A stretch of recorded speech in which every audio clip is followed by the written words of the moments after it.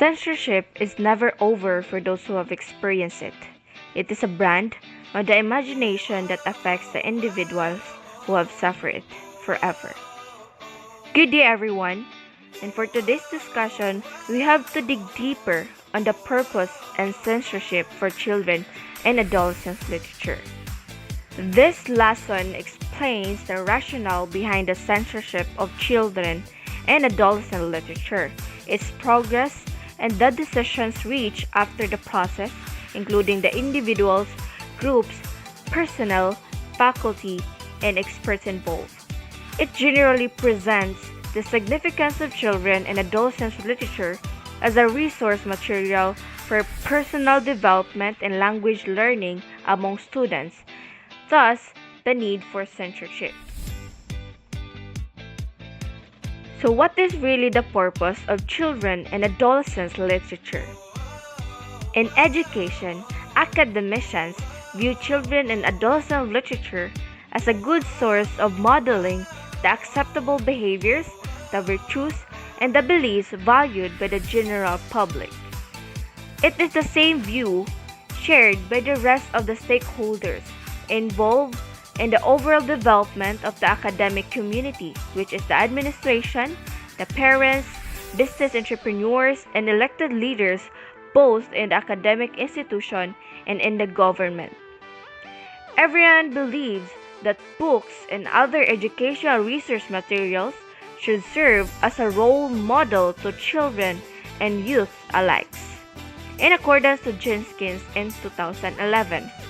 For example, the famous Aesop's Fables is one of the many children literature that ideally fits such expectations and purpose. Primarily, it stimulates the reader's imagination about animals being able to talk and communicate while teaching invaluable qualities and life lessons.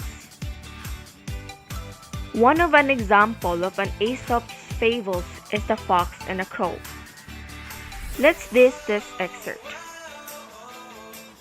"What a charming creature she is," said the fox. "How her feathers shine! What a beautiful form and what a splendid wings!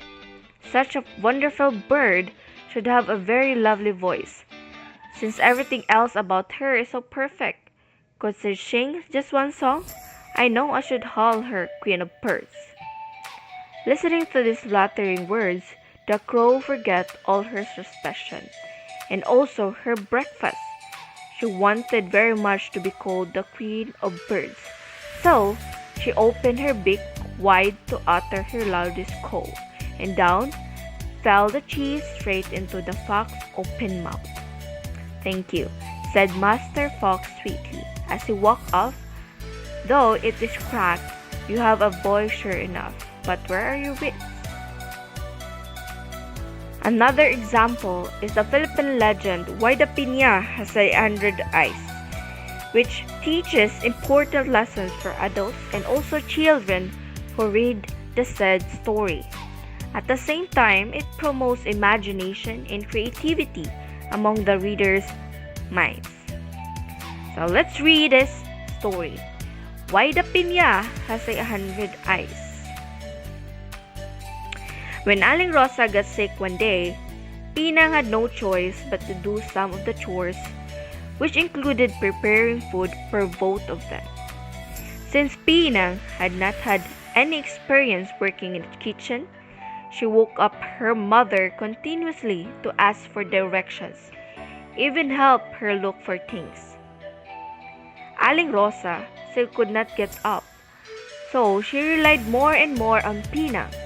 Her daughter, on the other hand, would still ask Aling Rosa for kitchen utensils.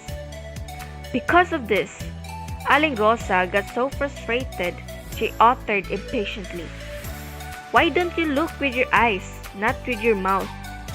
I wish you had many pairs of eyes to help you see what exactly you are looking for." Pinang did not answer. Aling Rosa had never seen her again, although neighbors and everyone in town helped her look for Pinang. With the disappearance of Pinang, a strange-looking plant began to grow under the house, right by the front steps. Aling Rosa moved the plant to where it could grow tall and enjoy the sunlight. She took very good care of it, just like she would with peanut. It bore a strange-looking fruit. Aling Rosa and her neighbors thought it looked like a person's head with many eyes, marked with specks all over in a regular pattern. This popular Philippine legend teaches children to overcome laziness and also parents to think twice before uttering wishes out of anger or frustration. Moreover, it is general knowledge that literature is essential in language classrooms.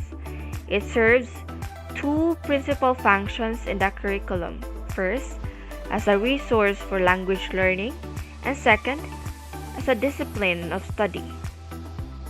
The Philippines' new curriculum framework acknowledges the role of literature as a good resource for students' acquisition of communicative competence, grammatical competence, discourse competence, social linguistic competence, and also lastly, strategic competence. English 7, English 8, and also English 9 and also English 10 of the curriculum integrate the study of Philippine literature, Afro-Asian literature, British American literature, and world literature, respectively. One of the purposes for including children in adolescent literature in the framework is to make the learners aware of and appreciate the diverse culture throughout the global community. Awareness is the first step towards nurturing a generation that values and respects the world's varied cultural practices, beliefs, and traditions. What is censorship? Censorship is generally the process of assessing and filtering any literary piece or educational resource found to be morally offensive or having repulsive or abusive content.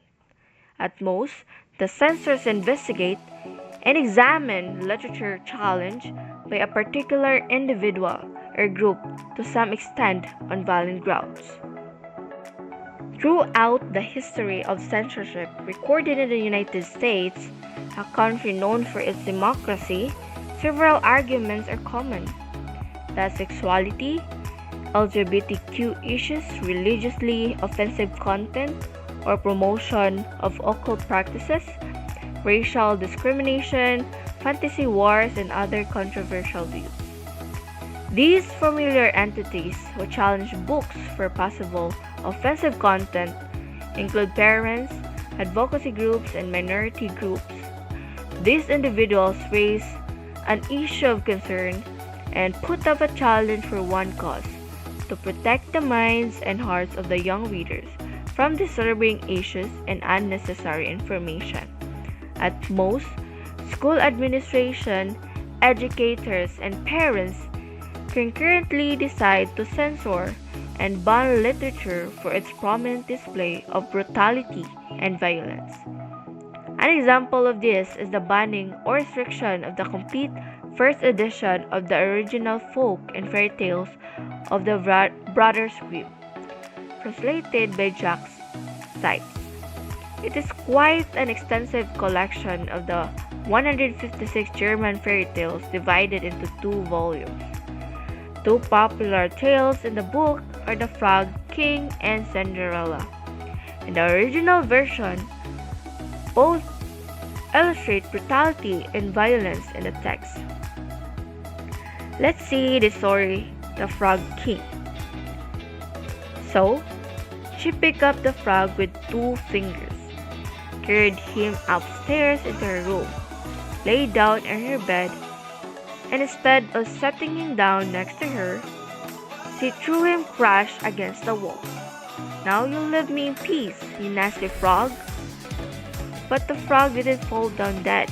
Instead, when he fell down on the bed, he became a handsome young prince Well, now indeed he did became her dear companion, and she cherished him as she had promised, and in their delight they fell asleep together. We read from the original folk and fairy tales of the Brothers Grimm, translated and edited by Jack Sykes. As indicated in the excerpt, the princess did not kiss the frog prince for love, but threw him hard into the wall. It ultimately demonstrates brutality, especially with the princess knowing that the frog was once a human being, a prince. However, this is nothing compared to the brutality and violence illustrated in the tales of Cinderella. Let's read this excerpt. Finally, it was the turn of the two sisters to take their rest. They were glad because they had small, beautiful feet and believed that it couldn't go wrong for them and that the prince should have gone to them right away. "Listen," said the mother secretly. "Here's the knife, and if the slit..."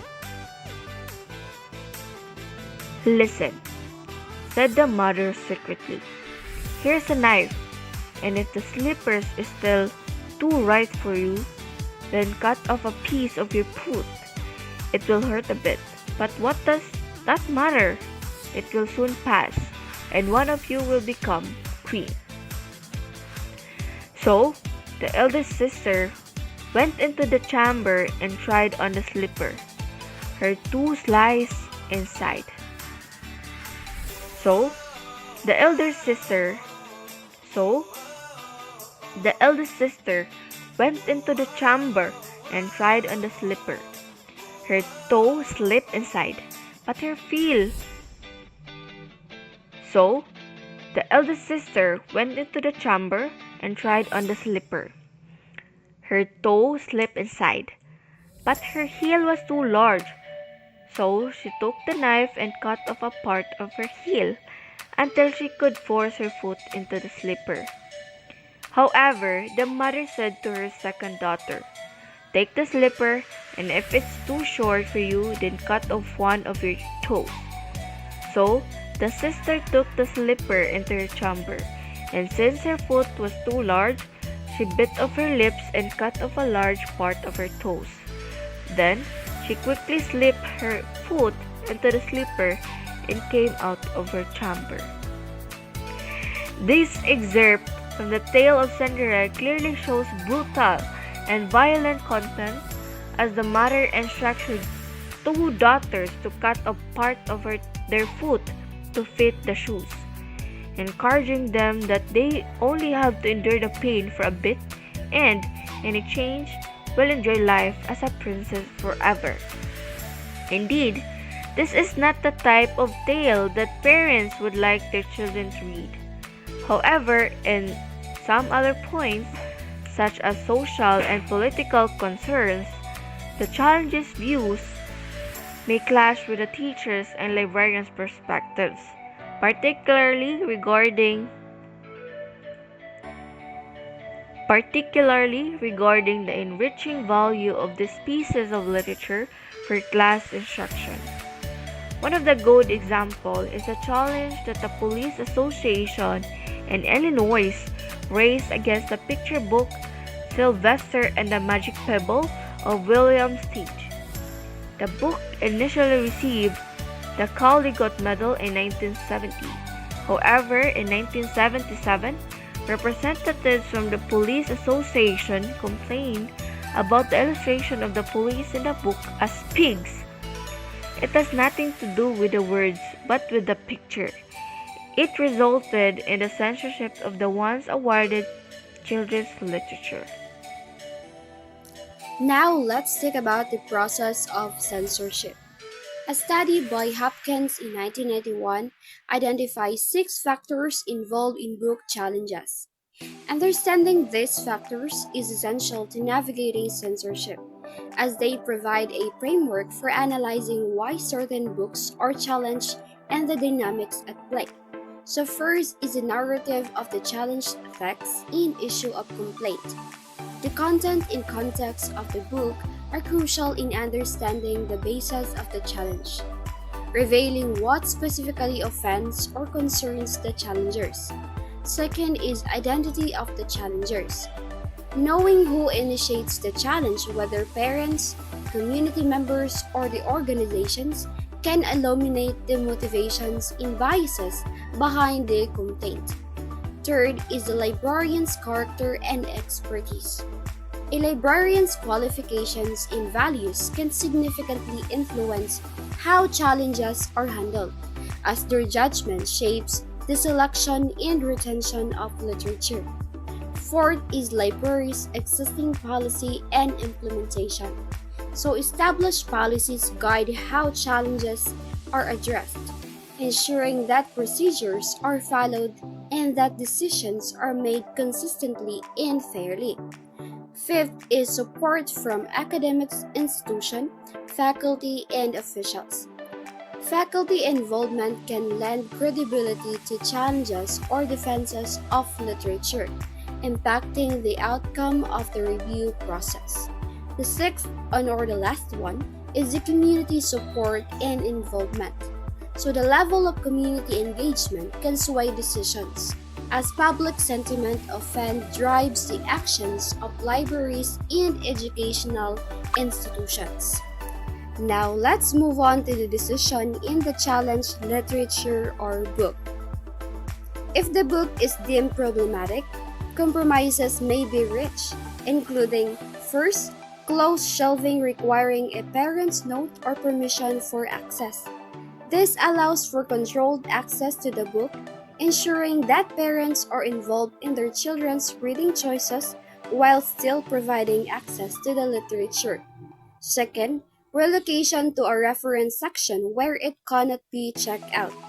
This limits access to the book while still keeping it available for educational use, allowing for supervised reading without the ability to remove it from the library. Third, reclassification for access only among higher level students. Restricting access to older students acknowledges that some content may be more appropriate for a mature audience, ensuring that younger readers are protected from potentially harmful material. Fourth, alteration of text by publishing companies to remove offensive content. This reflects the desire to retain the book's availability while addressing specific concerns, though it raises questions about the integrity of the original work. Fifth and the last one is complete banning of the text, restricting or removing access entirely. This extreme measure is taken when the content is deemed too problematic, reflecting the ultimate concern for protecting readers but also limiting access to diverse perspectives.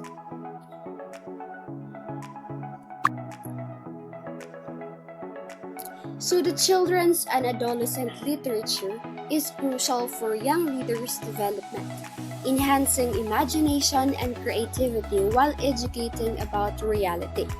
The integration of literature in curriculum frameworks is recognized globally, including in the Philippines, to develop communicative competence among learners. Literary texts help raise awareness of diverse cultural backgrounds in the global community. So, the selection of literary works for libraries and classrooms is a serious responsibility for educators and librarians. Challenges to literature selections arise from concerns about offensive content related to minorities, religious beliefs, and cultural customs. Censorship aims to protect young readers from inappropriate content involving assessment and filtering of challenge literature.